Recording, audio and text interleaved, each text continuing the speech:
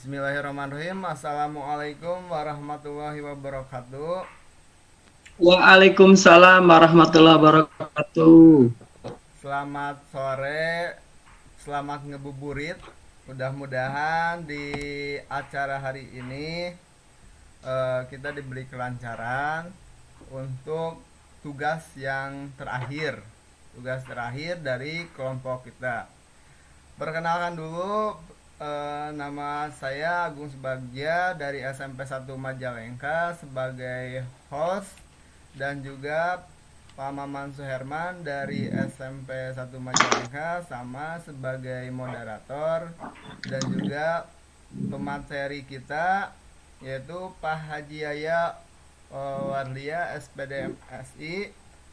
Beliau mengajar di SMA 1 Majalengka.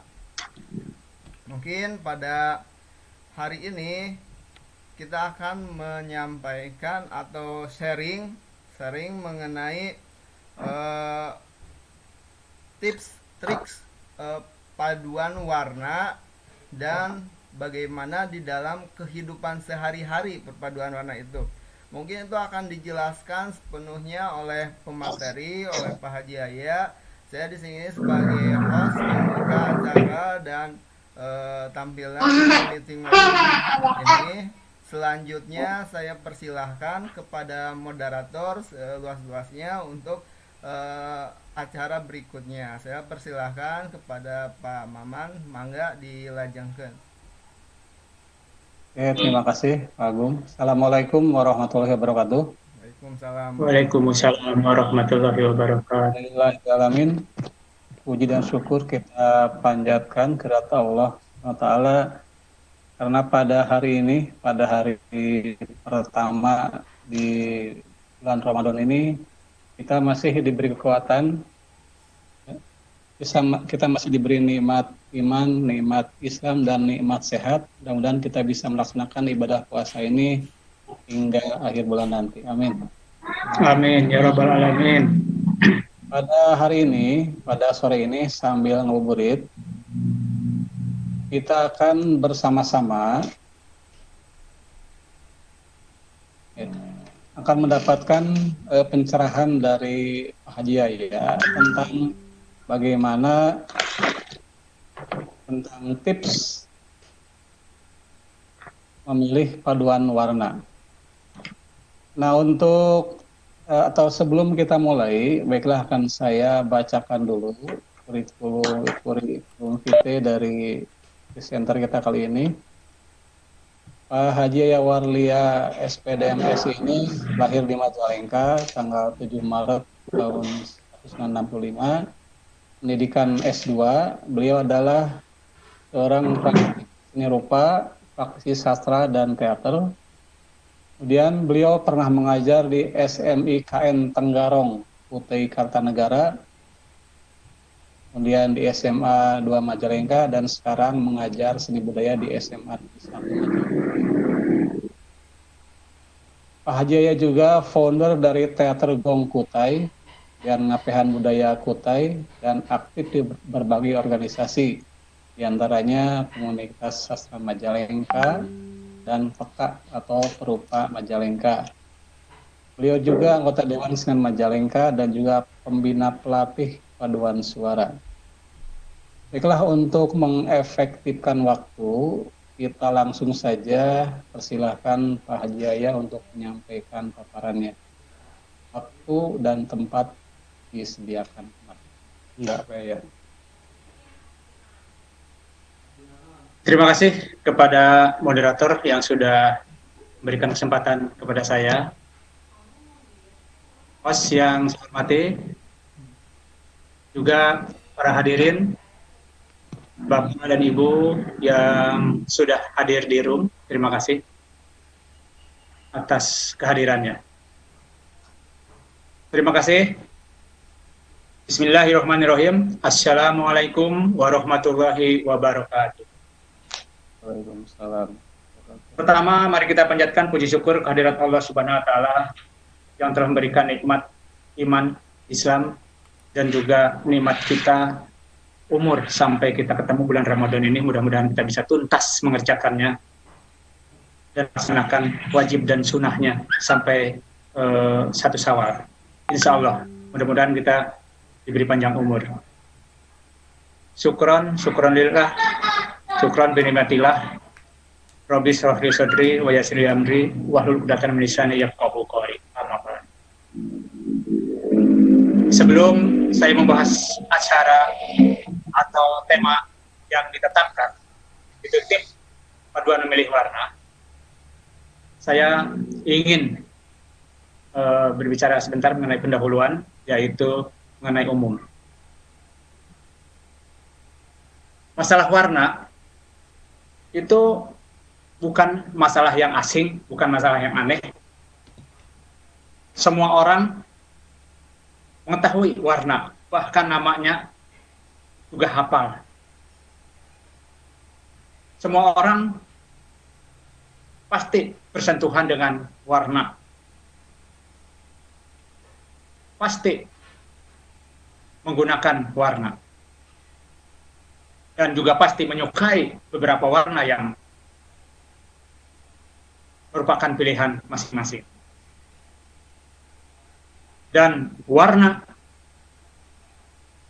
itu adalah sebuah anugerah besar, nikmat besar, sebuah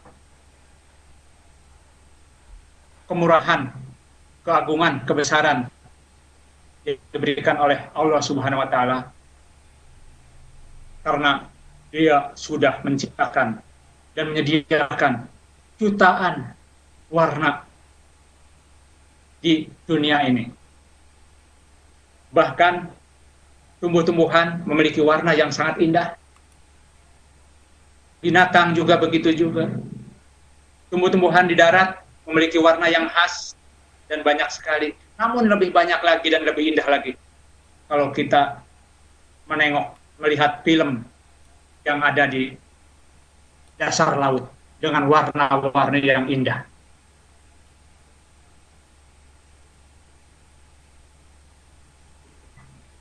Kenapa warna sangat disukai manusia? Betapa sengsaranya, betapa ngerinya dan menakutkannya seandainya Allah tidak menciptakan warna, hanya menciptakan satu warna, hitam saja atau merah saja. Sangat mengerikan. Tidak terbayangkan oleh benak artistik saya. Pasti hidup kita akan monoton. Alam kita akan flat, akan datar. Alam kita akan tidak indah. Jauh dan dekat akan samar. Alhamdulillah Allah menciptakan warna untuk manusia. Warna adalah bagian daripada unsur seni rupa yang sangat penting. Dari unsur visual seni rupa, yang paling penting adalah bentuk dan warna. Tidak menjadi pelengkap, tetapi utama di dalam unsur seni rupa. Di dalam kehidupan manusia pun, warna adalah hal yang sangat utama. Di dalam bentuk-bentuk yang diciptakan oleh manusia, warna merupakan hal utama, lain bentuk. Banyak orang menafsirkan bahwa warna itu seenaknya bisa digunakan. Warna apa saja, warna yang bagaimana saja, untuk benda apa saja, ataupun warna-warna tidak perlu dipikirkan bahkan. Yang penting dia memilih warna, sudah. Atau dia membuat benda, warna tidak dipikirkan, jadi. Adapun seperti itu. Tetapi ada juga orang yang berpikiran dan berbeda dari yang sederhana tadi, yaitu orang yang sangat fanatis sekali dengan warna dan warna-warna benda-benda yang disukainya dan dikoleksinya atau digunakannya. Nah, bagi orang-orang yang sangat memilih dan fanatis terhadap warna, maka warna adalah menjadi hal yang sangat penting dan utama serta menjadi hal yang sangat dipikirkan. Sehingga di dalam desain atau rancangan-rancangan benda itu biaya yang cukup mahal adalah untuk mewarnai benda itu sendiri. Contoh mobil. Mobil, motor, warna merupakan satu unsur pokok di dalam pendesainan motor ataupun mobil. Begitu juga benda yang lain. Dan cat mobil atau motor atau benda itu merupakan hal yang sangat mahal bagi pendesainan sebuah produk tadi. Nah, bagaimana kita menyikapi warna untuk kehidupan kita sehari-hari yang lebih dekat dengan kita, yang lebih sederhana dengan kita, yang lebih langsung kepada kehidupan kita? Karena warna bagian dari seni rupa itu adalah aspek yang sangat merambah, yang sangat mempengaruhi dan masuk dalam kehidupan manusia di setiap lini kehidupan manusia.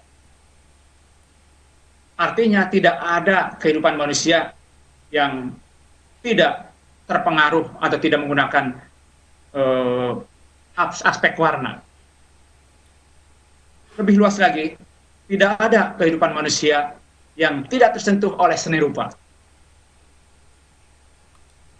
Semua kehidupan manusia itu tersentuh dengan sentuhan-sentuhan nilai-nilai seni rupa atau hasil dari ilmu kesenirupaan. Kita dari bangun tidur sampai tidur, bahkan sedang tidur pun kita berhubungan dengan seni rupa, dengan produk-produk seni rupa, dengan ilmu-ilmu seni rupa. Di antaranya adalah bentuk, warna, desain, mode dan sebagainya, itu adalah seni rupa. Kita setiap hari menggunakan produk seni rupa, yaitu desain pakaian. Kendaraan pun itu adalah desain, bagian dari seni rupa. Desain bagian dari seni rupa, yang disebut ilmunya adalah arsitektur. Di dalam arsitektur juga ada warna-warna yang sangat dipikirkan untuk kenyamanan penghuni rumah atau yang tinggal di dalamnya. Termasuk di dalamnya adalah interiornya, propertinya, atau aksesorisnya juga sangat diperhatikan untuk pengadaannya. Itulah pendahuluannya. Jadi tidak ada yang tidak tersusupi oleh lini seni rupa, khususnya warna. Nah, teman-teman, Bapak Ibu hadirin, terima kasih atas kehadirannya. Dan hari ini, mari kita sharing saja, ngobrol-ngobrol saja sambil ngabuburit. Insya Allah ngabuburit yang bermanfaat. Saya tidak bermaksud mengajari, tetapi hanya mengupas sedikit yang saya biasa ajarkan di kelas. Pasti Bapak Ibu ada yang lebih mengetahui tentang seluk-beluk warna. Nah, nanti kita sharing dan berbagi. Mudah-mudahan Bapak Ibu yang lebih tahu itu bisa sharing dengan saya, dan saya menjadi bertambah pengetahuan, tambah ilmu dari Bapak dan Ibu.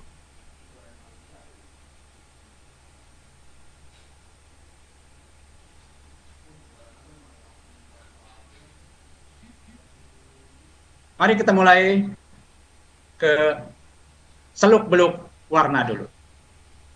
Untuk warna, tidak sesederhana yang kita bayangkan, tetapi kalau kita mau mempelajari masalah seluk-beluk warna, maka kita harus berkenalan dengan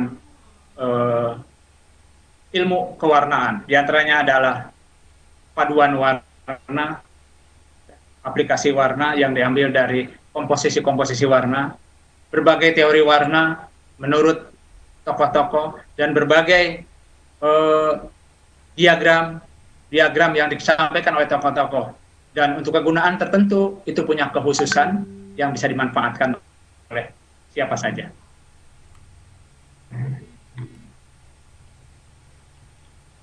Di sini mungkin saya akan ajak kepada teori warna dulu agar lebih mendasar kepada pembahasannya. Nah, alam diciptakan oleh Tuhan, oleh Allah dengan warna-warni, dengan warna-warna yang lengkap sekali. Dan kita banyak manusia tidak bisa membuat atau meniru warna yang ada di alam. Karena tidak terjangkau oleh materi atau bahan yang dibuat sebagai pigmen warna atau bahan warna yang dibuat manusia itu belum bisa menyamai warna yang ada di alam. Khususnya warna-warna yang sulit dan jarang dibuat oleh manusia. Di antaranya adalah warna-warna di dasar laut, bentuk warna-warna tumbuhan, hewan di dasar laut, dan warna-warna cahaya, pantulan cahaya di laut, serta cahaya-cahaya yang ada di pantulan dari langit, yang ada di prisma jatuhan embun-embun air, di prisma air di langit, dan sebagainya. Berikutnya, kita masuk ke teori warna dulu.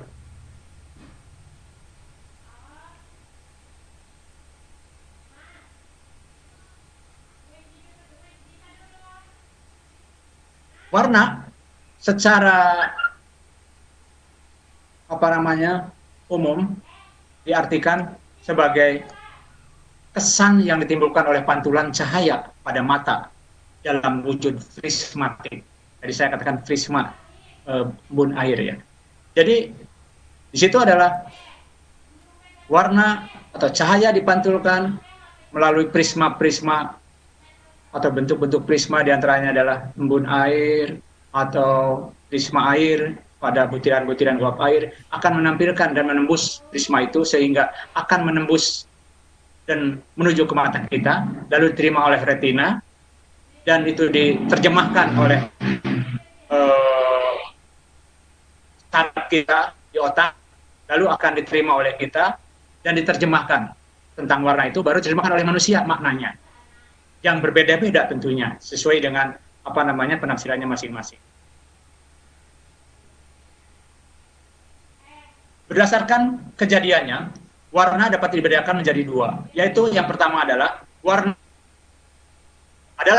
yang berasal dari cahaya dan disebut spektrum. Spektrum ini adalah yang biasa warna yang dibicarakan atau yang bersumber dari cahaya, disebut warna editif.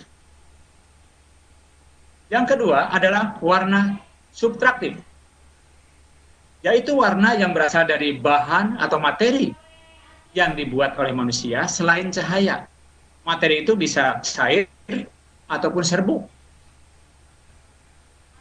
Dan itu disebut dengan pigmen atau pigmen warna.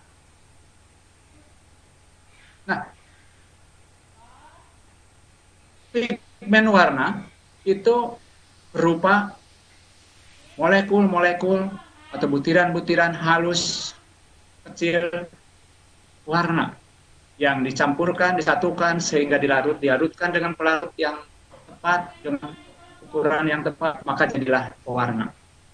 Cat atau cat air atau cat minyak atau yang lainnya. Mari kita masuk ke teori-teori warna, di mana di sini ada tokoh-tokoh yang bicarakan tentang warna. Pertama adalah teori Moses Harris. Ya. Itu menurut dia, ini adalah oleh Moses Harris, itu tahun 1766. Menurut teori ini, warna itu terangkum dari perpaduan warna merah, kuning, dan biru. Menurut dia, warna itu dirangkum. Yang awalnya adalah terdiri dari paduan warna merah, kuning, dan biru. Disatukan, dipadukan, warna merah dan kuning jadi apa, biru dan kuning jadi apa, ya, merah dan kuning jadi apa. Menurut dia ada 3 warna. Gitu. Namun ada juga teori yang lain. Ya. Nah, seperti ini. Menurut dia, menurut Moses Harris adalah terjadi dari biru, merah, dan kuning. Berikutnya adalah menurut Goethe. Goethe ini adalah peneliti dari Jerman, ya, yaitu Wolfgang von Goethe, disebut Goethe pada tahun 1793, menciptakan sebuah lingkaran warna yang menjadi dasar teorinya dengan menempatkan warna biru, kuning, dan merah sebagai warna dasar. Jadi menurut dia, warna dasar dari semua warna itu adalah merah, kuning, biru. Merah, kuning, biru. Nah, ini yang paling umum, orang menyebutnya adalah warna primer. Ini dari sini asalnya, warna primer. Percampurannya nanti adalah warna tersier, dan seterusnya. Ada sedikit beda dengan Moses Harris ya di dalam penekanan kajian penelitiannya. Putih lebih umum daripada Moses Harris. Itu maksud saya lebih umum dikenal. Nah, ini di apa namanya? Di sini ada merah, ada biru, ada kuning. Campuran antara biru dan kuning di sini ada oranye, biru, merah dan biru, ada ungu atau purple, biru dan kuning, ada green atau hijau. Antara biru dan hijau ada biru kehijauan atau hijau kebiruan. Antara biru dan ungu ada ungu biru. Ada ungu dan merah di sini dicampurkan jadi di sini dan seterusnya. Nah, ini menurut Hutte. Berikutnya adalah yang tiga adalah menurut Othorn. Ini dibuat berdasarkan lingkaran warna 3 dimensi. Jadi seolah-olah ada globe, lalu sekeliling globe atau bola itu adalah menempatkan warna-warna, ya, di mana putih dimensi ya pada bagian atas, hitam ada di dimensi bagian bawah, yaitu gelap di bawah, putih di atas. Dan perpaduan antara warna-warna dengan hitam di bawah itu menjadi semakin gelap ke bawah dan semakin terang ke atas.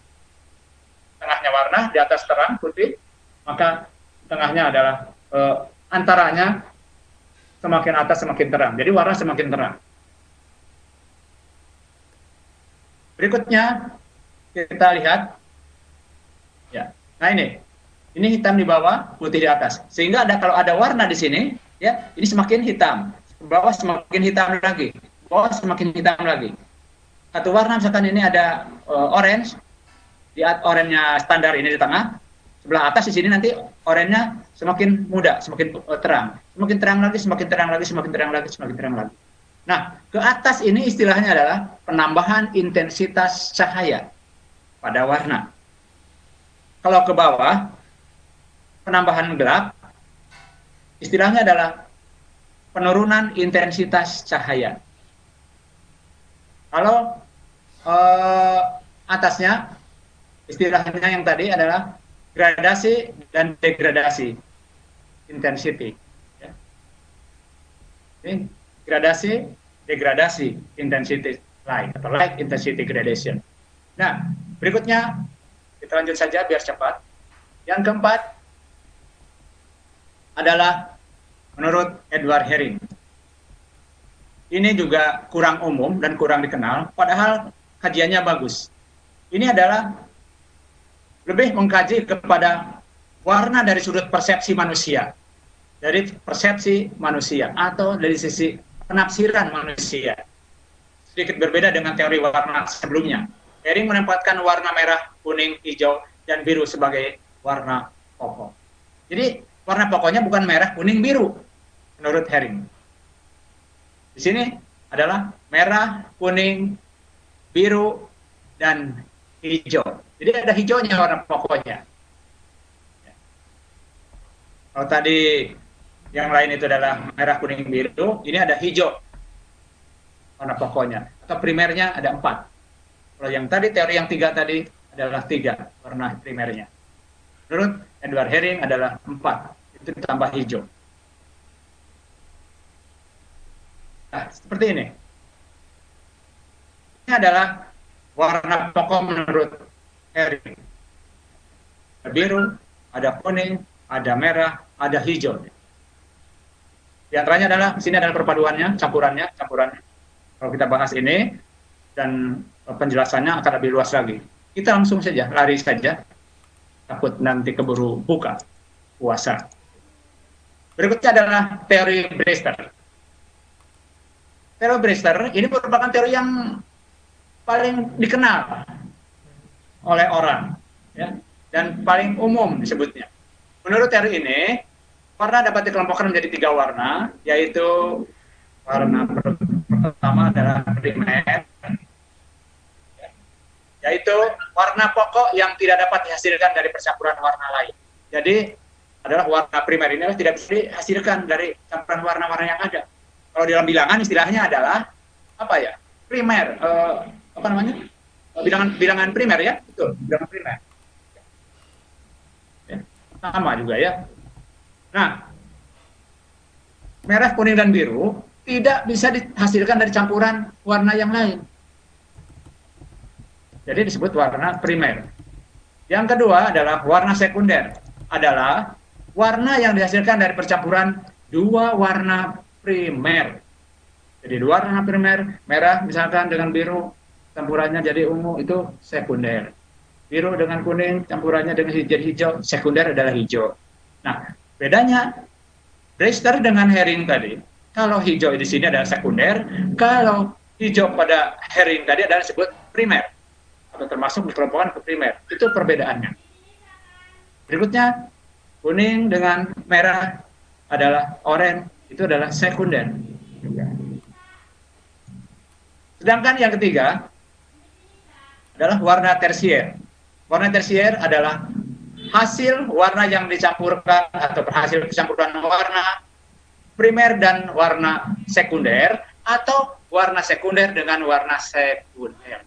Jadi sekunder dengan sekunder, ya, bisa jadi, ya, atau warna sekunder dengan primer, bisa jadi. Itu tersier juga. Jadi sekunder dengan sekunder atau sekunder dengan primer, itu tersier. Itulah teori Brewster. Ini merupakan umum, ya, yang umum dipelajari oleh orang. Menurut teori warna, hitam dan putih tidak termasuk warna. Kenapa? Tadi dikatakan bahwa hitam itu adalah intensitas cahaya 0 atau tidak ada. Putih adalah intensitas cahaya tinggi, maksimal. Jadi hitam, putih adalah terangnya siang hari, malah hitam adalah gelapnya malam hari. Jadi menurut teori warna, ada beberapa teori warna, hitam dan putih tidak termasuk warna, adalah unsur terang dan gelap saja, yaitu untuk menerangkan dan menggelapkan warna, yaitu untuk menaikkan intensitas cahaya atau mengurangi intensitas cahaya dengan menambah gelap. Kita lanjutkan. Lingkaran warna. Nah, lingkaran warna adalah teori yang bisa dipelajari untuk mencampur warna dan mengambil warna-warna yang akan kita pakai. Di antaranya di sini adalah ada warna-warna biru, ini primer. Ya. Primer yang kedua adalah warna merah. Primer yang ketiga adalah warna kuning. Dan berikutnya adalah di sini ada tanda panah merah ke biru campur ke sini.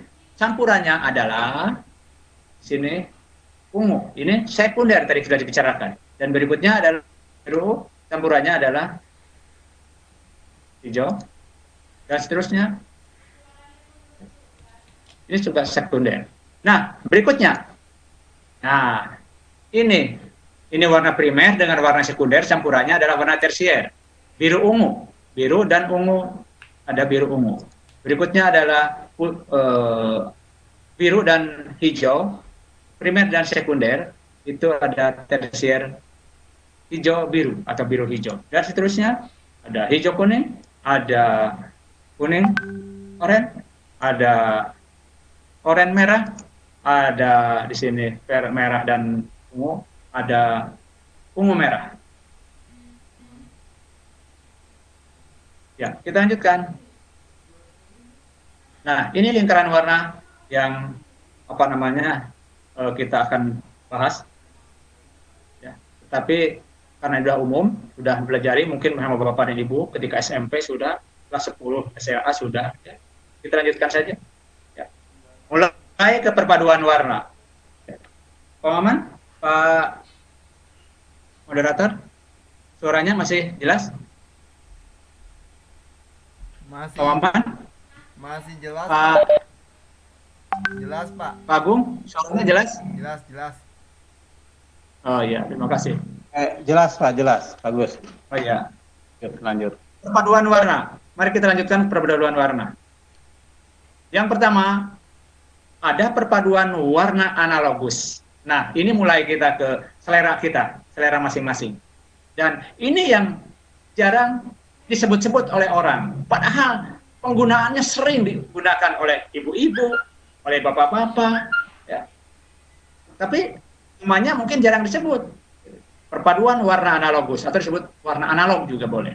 Adalah perpaduan warna-warna yang saling berdekatan di dalam lingkaran warna tadi. Dalam lingkaran warna tadi. Nah, ini saling berdekatan. Ya.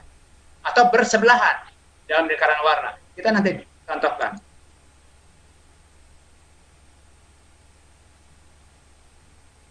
Ini contohnya, diagramnya di dalam lingkaran warna. Tolong diperhatikan, hijau, ya, itu ada di sini. Nah, itu bersebelahan, berdekatan dengan kuning, hijau. Ini dengan ini bersebelahan. Jadi yang maksud dengan bersebelahan atau berdekatan ini adalah ini dengan ini berdekatan. Berikutnya adalah dengan kuning, orange. Ya. Ini bersebelahan. Nah, warna-warna ini disebut analog. Kalau kita memilih memadukan warna ini dengan ini, itu analogus namanya. Berdekatan. Ya. Berikutnya. Lebih gelap lagi. Orange muda, orange muda. Ya. Ini juga bersebelahan dengan ini. Ya. Kalau kita sebut sebagai keturunan warna, maka turunan leluhurnya adalah merah dan kuning. Ya. Ini juga ada kuningnya, ini ada kuningnya juga. Jadi semuanya ada leluhurnya kuning.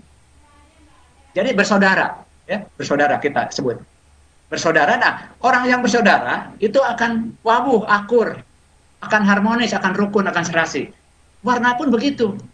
Maka kalau mencampur warna, carilah warna yang bisa menyatukan warna-warna itu supaya bisa menjadi bersaudara gitu. Satu warna yang bisa menyatukan dicampur dengan satu warna yang tertentu sehingga semuanya ada unsur warna tertentu, warna itu. Sehingga senada warna itu sehingga jadi harmonis, serasi. Ya, dinamakan paduan warna analogus. Pesannya serasi atau harmonis. Akur lah, tidak gontok-gontokan. Gitu. Tidak saling mengalahkan, tidak mau menang-menangan. Akur. Sama-sama. Karena apa? Karena sudah satu turunan, ya, turunan dari kuning semuanya. Ya. Jadi bisa hidup bersama, bisa didampingkan. Nah, analogus yang berikutnya dari unsur merah dan unsur biru. Ini semua bersebelahan juga. Ya. Nah, ini semua bersebelahan. Ini analogus juga. Karena ada unsur merahnya. Ada unsur merahnya. Ini merah, ini biru merah, ini ungu biru. Ya. Nah, ini semua ada penyatunya itu merah.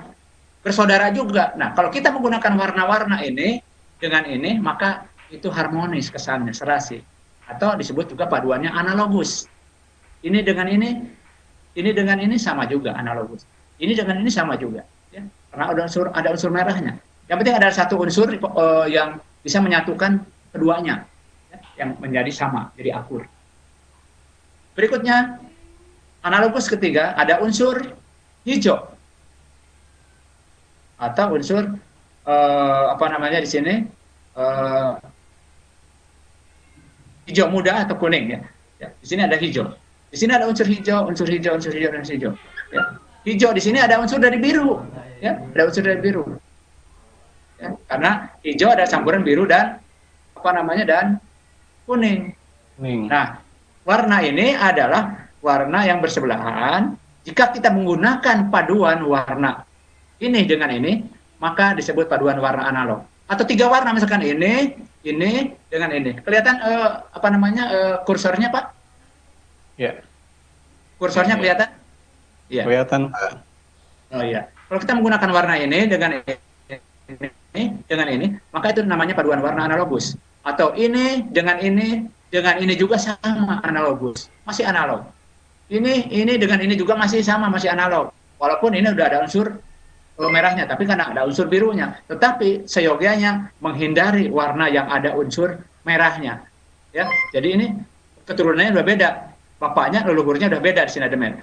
Tapi masih ada biru, di sini ada biru, di sini ada birunya. Masih bisa. Tetapi supaya aman, kita hindari saja gitu ya. Tapi kalau didampingkan masih bisa, masih analogus, masih harmoni juga. Gitu ya. Ini paduan warna analogus dan pesan warna ini adalah serasi, harmonis, selaras, tenang, damai, apa namanya? Kalau yang warna sejuk kesannya dingin, kalau warna ini merah kesannya hangat atau panas, ya gitu. Nah, silakan pilih analogi yang mana, gitu, sesuai dengan kebutuhan, kesukaan dan kondisi lingkungan. Misalkan kita punya rumah di pegunungan, kita buat villa di sana di Panyawoyan. Tepatnya, sebaiknya kita jangan mengecat warna bangunan villa kita dengan warna yang dingin, dengan warna yang sejuk. Karena suhunya, cuacanya sudah dingin di sana, maka akan cambewek. Pertama, dingin sekali, tambah dingin kesannya itu. Pandangan mata juga tambah dingin, tidak hangat. Ya, gitu. Tetapi gunakan warna yang hangat, ya, warna-warna paduan warna hangat. Boleh warna paduan warna analog atau paduan warna yang lain, nanti akan kita bahas, itu kontras dan seterusnya. Ya. Nah, kalau kita punya bangunan villa di Panyawoyan, di daerah dingin, di puncak di Panyawoyan, maka sebaiknya supaya hangat kesannya, maka dicat dengan warna hangat. Selain menjadi hangat kepada kitanya, dan itu akan menonjol, mencolok, kelihatan dari jauh. Ya. Kontras dari lingkungan dedaunan, lingkungan pepohonan, dari rumput-rumput. Jadi akan mencolok. Jadi terkesan itu di situ apa namanya, menonjol dan akan tampak indah gitu. Ya, demikian.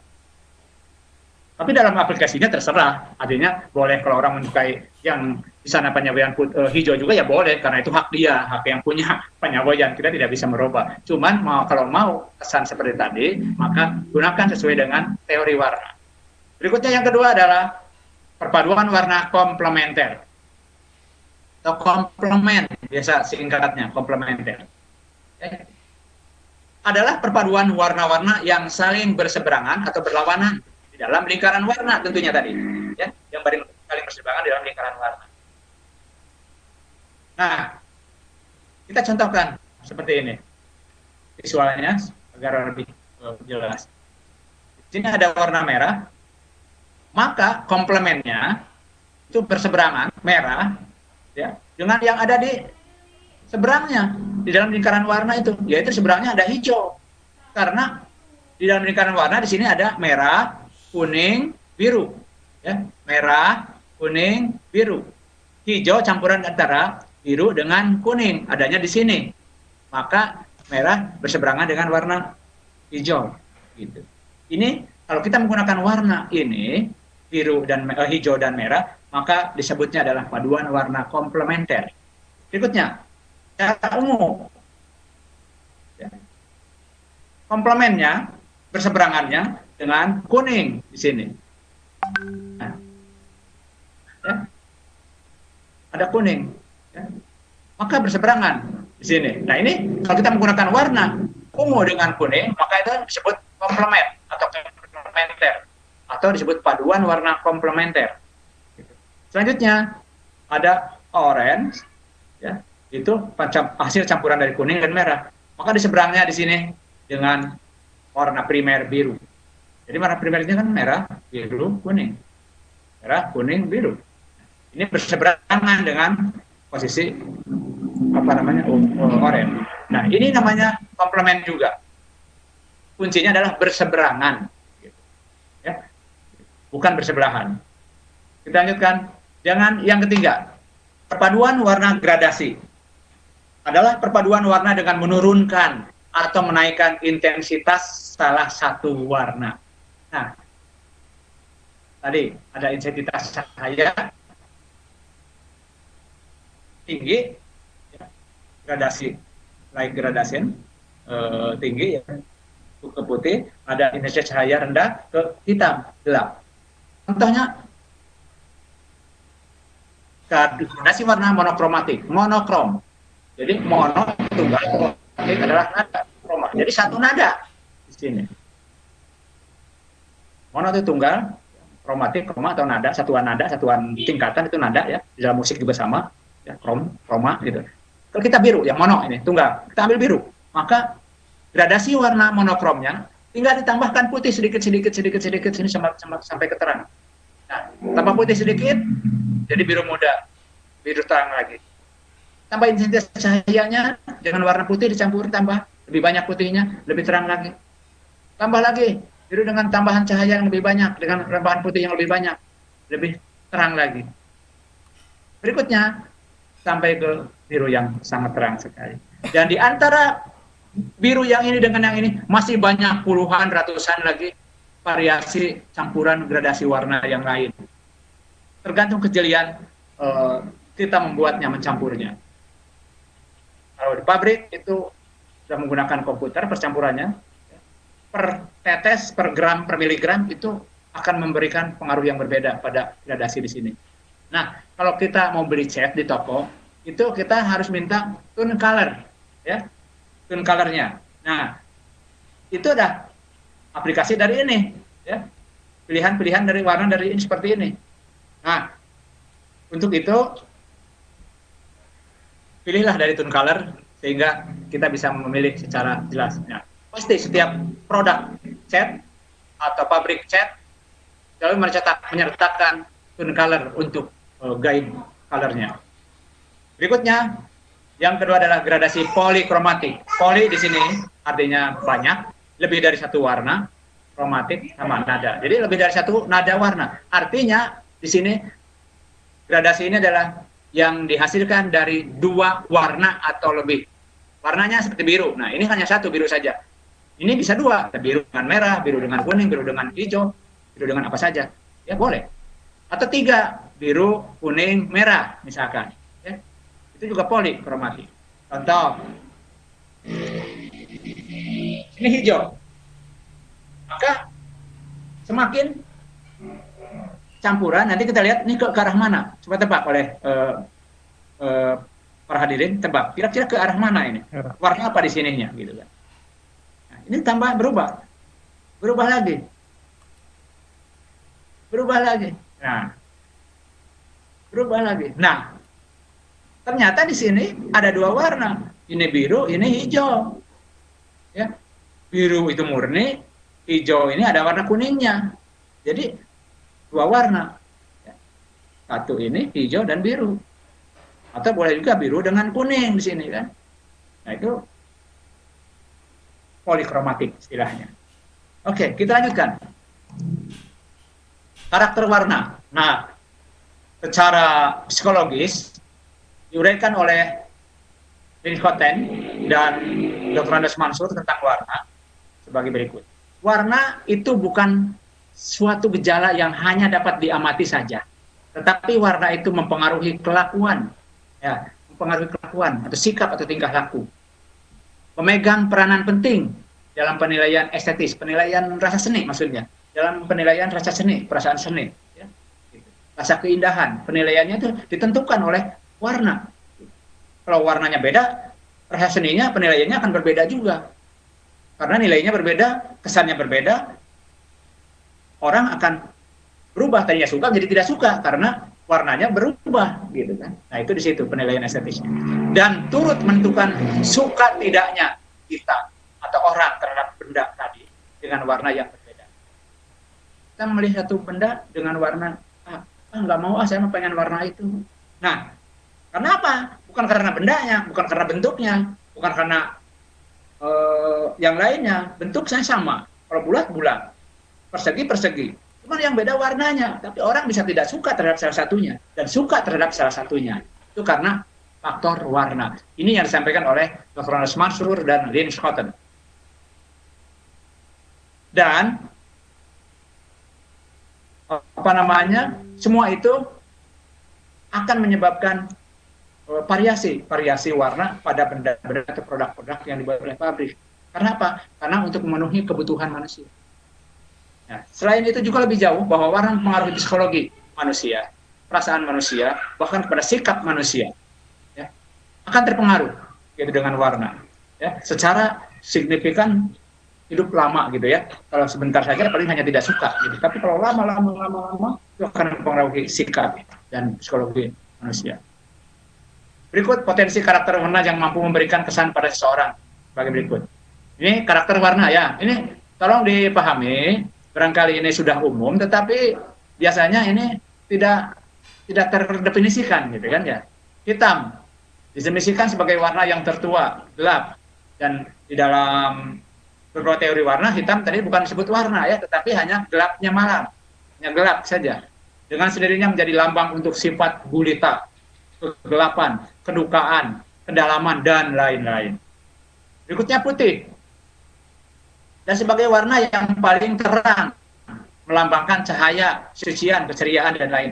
Nah, lambang-lambang ini, makna-makna ini adalah subjektif ya. Ini di sini putih masih disebut putih, masih disebut warna, karena umumnya manusia menyebut warna putih. Padahal secara teori warna putih itu adalah cahaya, hanya untuk mempengaruhi warna-warna yang ada. Gitu. Berikutnya abu-abu. Nah, abu-abu adalah merupakan yang asalnya ada campuran daripada putih dan hitam. Abu-abu itu merupakan warna yang paling netral dengan tidak adanya sifat atau kehidupan spesifik, tidak ada yang jelas. Jadi netral, kemana saja bisa abu-abu itu. Bisa digabungkan dengan warna merah, dengan biru, dengan kuning, dengan oranye, bisa netral sifatnya abu-abu. Ya. Hitam dan putih juga netral. Ya. Tetapi hitam lebih tegas, punya sifat kehitaman ini, kedukaan dan kedalaman dan kegelapan tadi. Ya, hitamnya itu akan lebih tegas. Putih juga lebih tegas terangnya. Tapi kalau abu-abu sudah redup, sudah menurun keakuannya gitulah. Keakuannya tidak menonjolkan hitam atau putih, tapi sudah menyatu antara hitam dan putih. Jadi sudah melebur. Jadi sudah redup. Nah, dia tidak mendefinisikan apa-apa. Tidak ada kehidupan yang spesifik. Jadi hanya tidak jelas gitu ya. Makanya disebut abu-abu itu netral, bisa masuk ke mana saja. Makanya Bapak atau Ibu supaya aman, paduan warna apa saja. Maka selipkan warna abu-abu. Contoh, kita ada biru, kain biru, kerudung biru, ada bajunya warna kuning, kan kontras ya. Ya supaya agak redup, agak harmonis, maka kerudungnya itu dikasih list warna abu-abu. Dikasih list warna abu-abu sehingga ada batas antara kerudung dengan kuning baju begitu. Jadi agak redup ya. Jadi itu ada menyatu lagi. Berikutnya adalah kita lanjut karena waktunya ya. Merah bersifat menaklukkan, ekspansif, meluas, dominan, berkuasa, aktif, dan vital hidup, dan seterusnya. Marah, berani, perang, dan panas ya sifatnya. Merah itu. Ya, kita lanjutkan. Kuning dengan sinarnya yang bersifat kurang dalam, ya, merupakan wakil dari hal-hal atau benda yang bersifat cahaya untuk menangan, momentum, sukses, panas, dan seterusnya. Biru yang menimbulkan kesan dalamnya sesuatu. Jadi ada kedalaman, ada depth-nya, ya. Tenang, menyejukkan, dingin, ya. Hijau mempunyai sifat keseimbangan, selaras, ya, membangkitkan ketenangan dan tempat mengumpulkan daya-daya baru, kesuburan, kehidupan, kemakmuran, religiusnya keagamaan dan seterusnya. Ya. Berikutnya paduan aplikasi warna atau aplikasi paduan warna. Nah, contoh ini sebagai contoh saja. Kita sudah mulai ke aplikasi. Nanti sambil diskusi kalau ada yang mau tanya boleh. Ini hanya aplikasi saja. Nah, coba ditebak. Ini paduan warna apa? Ada biru tua, ada biru benfur. Ini adalah paduan warna analogus, gitu ya. Paduan warna analogus. Nah, biru dan biru Ben Hur. Kesannya adalah harmonis, serasi, tenang, dan sejuk. Gitu. Ini pada gaun pesta Shanghai gitu ya. Berikutnya, contoh yang lain adalah aplikasi paduan warna analogus juga masih. Nah, ada ungu dan ungu muda. Nah, ini adalah karakter yang bisa dipakai, yang bisa dipakai oleh suatu vendor atau produsen kerudung ya, itu yang tidak sebutkan namanya. Jika kita menggunakan warna atau ibu-ibu menggunakan warna ungu dan ungu muda, maka di sini senada ungu ya, paduan warna analogus, kesannya tenang, pasif, flat gitu. Nah, ibu-ibu atau di kampung dulu kita menyebut bahwa ini adalah jomblo katanya gitu. Warna jomblo katanya. Ya, betul, di sini adalah pasif, flat gitu kan. Nah, jadi datar. Ini datar, tidak ada ini, tidak ada terlalu warna yang menonjolnya. Datar gitu ya. Tenang. Nah, berikutnya ada kerudung corak zigzag hitam dan putih, ada sedikit birunya. Di sini agak sedikit netral. Berikutnya. Ya. Mari kita lanjutkan dengan contoh-contoh saja.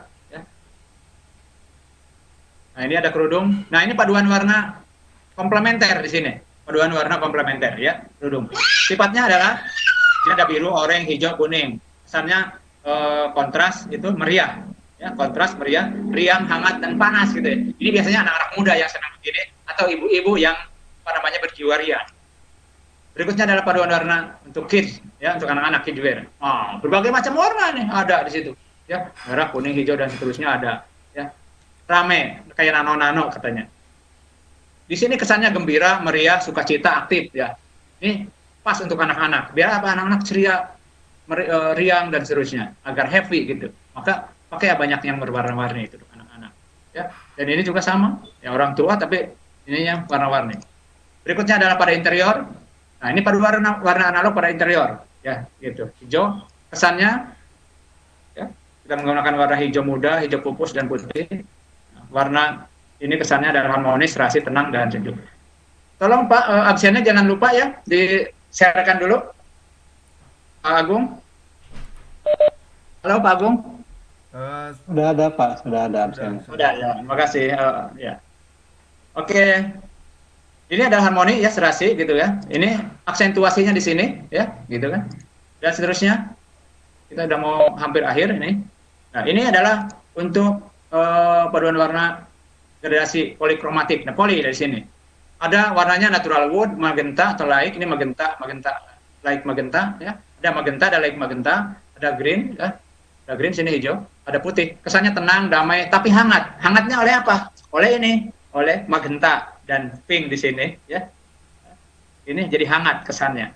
Ya, tapi tenang masih. Ini hijau ya. Ini frame apa namanya? Frame jendela itu hijau. Screen ya, supaya cahaya tidak terlalu mantul ke mata gitu, jadi ada screennya di sini. Nah ini aksentuasinya meja. Berikutnya adalah aplikasi pada interior utama, ya, interior kamar utama ini. Nah menggunakan ini untuk orang tua gitu ya, kamar utama biasanya serasi, harmonis, selaras, tenang jadi kesannya, ya, gitu.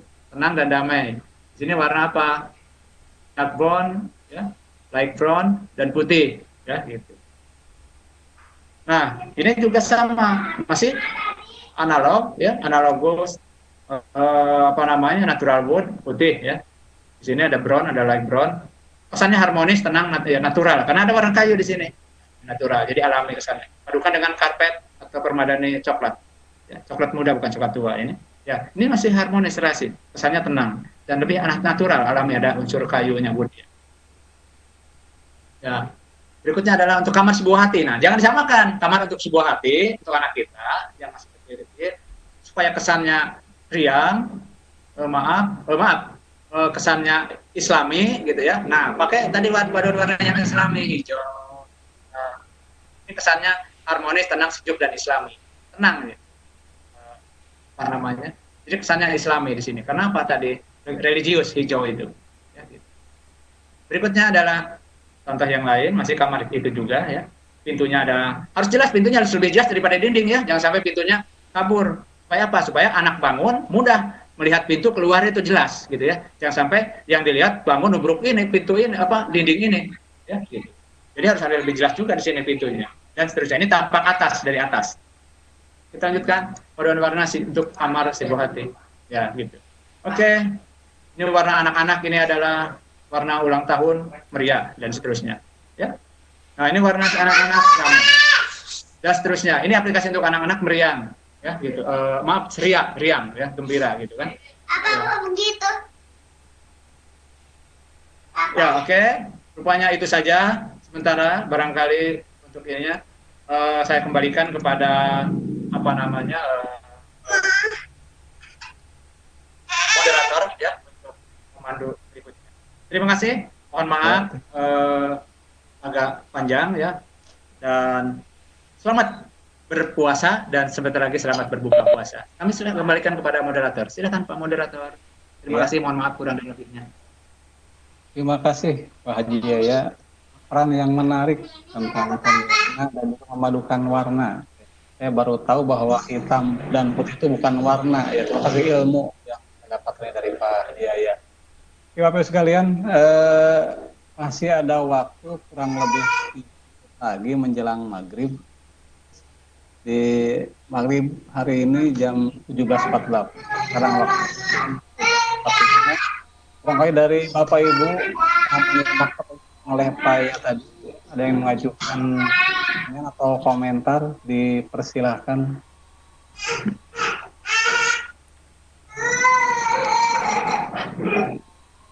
Pak, di saya udah maghrib. Halo, saya tanya Pak, Ya.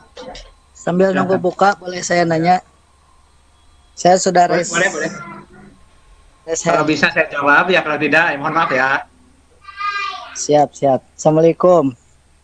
Waalaikumsalam. Saya Kusmaya dari Tasikmalaya. Pembahasan yang Iya, selamat datang. sangat menarik. Kebetulan saya juga, sebetulnya saya bukan ahli seni, cuma kebetulan saya diberi amanat untuk sebagai guru desain grafis Waduh. multimedia gitu Pak. Waduh. Saya pribadi sebetulnya asli saya bukan buta warna, artinya saya tidak begitu paham tentang apa perpaduan warna ini gitu. Tapi apakah saya bisa ditebak kalau seandainya saya kecenderungan saya lebih menggunakan warna terang, warna batin gitu, kayak. Itu yang pertama. Apakah karakter seseorang ketika menentukan warna itu bisa ditebak? Halo? Itu ya. Itu yang pertama. Yang kedua, bagaimana pendapat Bapak dengan orang-orang yang sangat, apalagi di usum pemilu gitu Pak, ketika orang menggunakan baju ini akhirnya wah si eta gitu, wah si eta itu. Apakah itu bagaimana pendapat Bapak gitu? Oke, atur nuhun. Ya. Terima kasih Pak Syafril di sini nggak muncul. Maya, Pak. Maya. Pak Maya ya. Sampai selamat jumpa lagi Pak Maya. Terima kasih atas kehadirannya. Memang beberapa warna disukai oleh orang-orang tertentu dan orang-orang tertentu juga menyukai warna-warna tertentu. Itu memiliki kecenderungan tertentu. Ya, itu secara subjektif, ya. Dalam artian kesukaannya itu subjektif. Ada yang menggambarkan karakter dia, warna karakter pribadi dia. Ada yang hanya kesukaan visual saja, gitu ya. Dalam artian kesukaan visual dalam mengaplikasikan kepada satu produk, ya gitu kan. Tetapi kalau yang Bapak sebutkan, Bapak menyukai yang terang-terang gitu ya, itu mungkin saya lebih menebak saja nih, mudah-mudahan tidak benar ya, mudah-mudahan tidak benar gitu ya. Mungkin Pak Maya itu sifatnya orangnya terbuka itu open terbuka, lebih terus terang dan jujur ya, dan lebih menyukai yang yang jelas-jelas gitu. Tidak mau berbelit-belit atau tidak mau sembunyi-sembunyi ataupun yang rumit-rumit, dan jarang sekali Pak Maya mungkin menggunakan warna yang gelap gitu. Nah, dan open itu terbuka ya, mungkin pertemanan dan sebagainya, itu juga termasuk di situ. Dan lebih senang kepada warna-warna yang cerah gitu. Dan cukup periang juga mungkin Mama ya. Mohon maaf. Periang itu sebenarnya senang gitu. Mungkin mohon maaf kalau salah Pak Maya ya. Ini hanya ini saja. Berikutnya yang kedua itu mengenai warna sebagai simbol itu, maksudnya dalam menjelang pemilu itu. Warna sebagai simbol ya. Sebagai simbol. Nah, di sini warna sebagai warna yang independen gitu ya, warna yang merdeka. Nah, kalau kita lihat kehidupan masyarakat kalau menjelang pemilu, ada partai ini warnanya gini, partai ini warnanya begini, itu warna sebagai simbol, dan dia pengen mengambil warna itu untuk kesan tampilan agar orang punya image yang tetap. Merah, kalau udah merah selalu milik dia gitu, padahal gitu kan. Ada biru punya milik dia, kuning punya milik dia. Padahal dia pengen seperti itu. Padahal merdeka warga umum. Nah, bagi kita yang memahami seni, mohon maaf, kita tidak menerima bahwa suatu warna adalah dari satu partai. Gitu. Setuju. Seperti itu. Setuju ya Pak ya? Ya, setuju. Terima kasih. Nah, berikutnya untuk apa namanya warna yang merdeka tadi ya, kita boleh untuk apa saja pakainya. Dan mohon maaf, saya mungkin satu-satunya guru ya di sekolah yang suka menulis absensi agenda di buku agenda dengan warna merah. Ada apa yang suka menulis absen atau agenda di kelas dengan warna merah? Oh, istimewa. Kenapa Pak? Nah, kenapa? Karena dianggap bahwa merah itu marah. Umumnya kan begitu kan? Iya. Ya, tidak sopan katanya kan gitu kan. Nah, saya sengaja bahwa untuk mengindependensi warna, menunjukkan independensi warna, maka saya menulis pun merah. Kalau bawa merah, kalau bawa biru, bahwa saya tidak jangan sampai pakai merah, tidak gitu ya. Itu mungkin Pak Maya penjelasan, mohon maaf kalau kurang benar gitu. Terima kasih. Siap. Atur nuhun. Saya maghrib tadi. Iya betul. Maaf, Kita buka puasa dulu. Barangkali kita akhiri saja Pak pertemuan kita karena sudah waktunya buka puasa. Kita takjil dulu sama-sama ya. Iya. Mangga saya serahkan langsung ke Pak Agung, mangga Pak Agung. Terima kasih.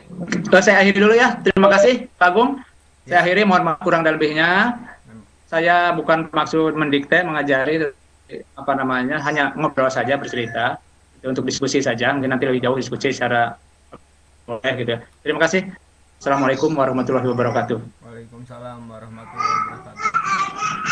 Ya, terima kasih kepada pemateri Bahajaya yang telah memberikan materi tentang tips memilih paduan warna dan aplikasi dalam kehidupan sehari-hari. Jadi kita lebih tahu bagaimana warna itu berpadu dengan warna yang lain dan menghasilkan warna yang berbeda. Nah, itu juga terima kasih kepada moderator Pak Maman Suherman yang telah memadu acara ini sampai dengan selesai. Nah, sebelum menutup acara ini, saya mengucapkan banyak terima kasih kepada semuanya, terutama VCT Jabar 6 dan kelompok 12 khususnya, kemudian kepada instruktur kita Pak Alam dan Bu Ririn, terima kasih yang telah membina kami dan kelompok kami terutama. Dan juga saya mau dan permintaan maaf sekiranya ada kata-kata saya yang salah dan tidak disengaja atau disengaja.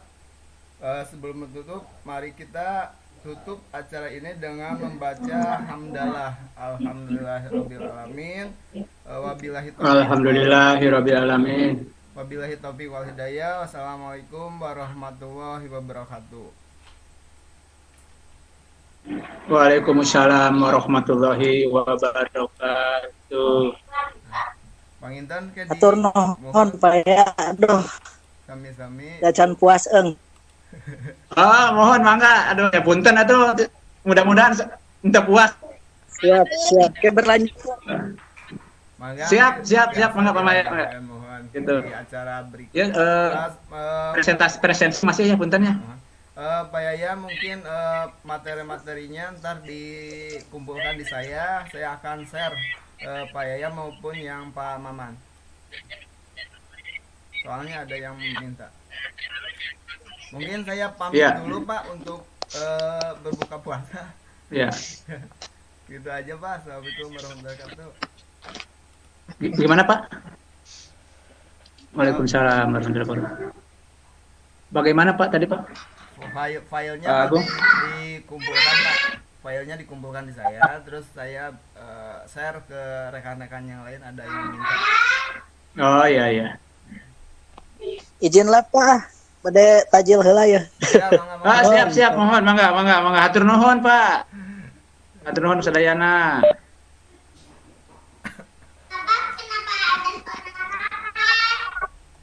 Pak Abi sudah absen. Cepat ya.